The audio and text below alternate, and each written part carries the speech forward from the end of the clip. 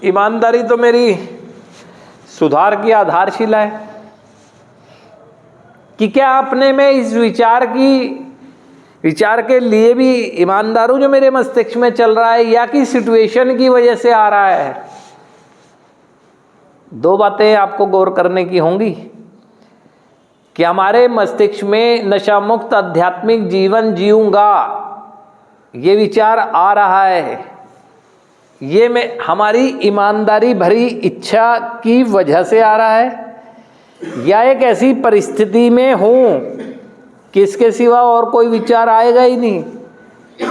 वो इसलिए कह रहा हूं कि हम जितने भी लोग बैठे हैं ना, हमने सबने किसी ना किसी सिचुएशन की वजह से बाहर भी अपने आप को नशा मुक्त रखा है। Situation change, mind change. तो अंतर किस बात का आया? ईमानदारी।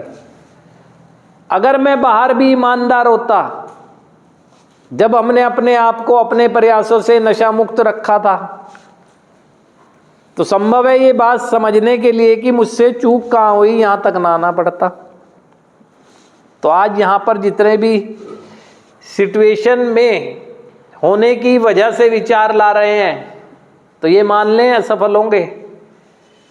यदि एक लंबे चिंतन के बाद विचार आ रहा है, यानी नशे के साथ बिताए गए पहले दिन से लेकर अब तक देखे गए ग्राफ, देखी गई अनमैनेजेबिलिटी, वो भी ईमानदारी से के बाद आ रहा है, तो संभव है कि ऐसा विचार ठीक है। अब इस विचार आने से कोई मेरा जीवन बढ़ कोई रहा है?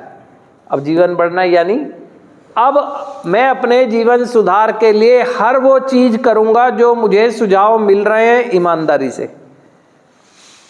सबसे पहली बात, मैं अपने आप को ईमानदारी से व्यक्त करूंगा, यानी शेयर करूंगा। शेयर करूंगा तो अपनी केयर करूंगा। अनकंफर्टेबल हूं, कारण शेयर करूंगा तो कंफर्टेबल हो जाऊंगा।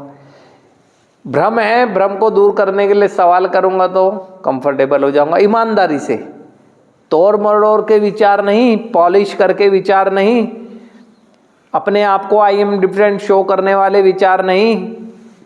ईमानदारी से जो मेरे मन में चल रहा है, अपने पास के किए गए हर कर्म को और हर परिणाम को ईमानदारी से स्वीकार करूंगा। प्रॉब्लम मुझ में है, जो भी मैं आइडेंटिफाई करता हूं, उस प्रॉब्लम को ईमानदारी से स्वीकार करने के बाद ईमानदारी से उसके समाधान के लिए कार्य करूंगा। हर चीज में ईमानदारी, अपने को लिखने में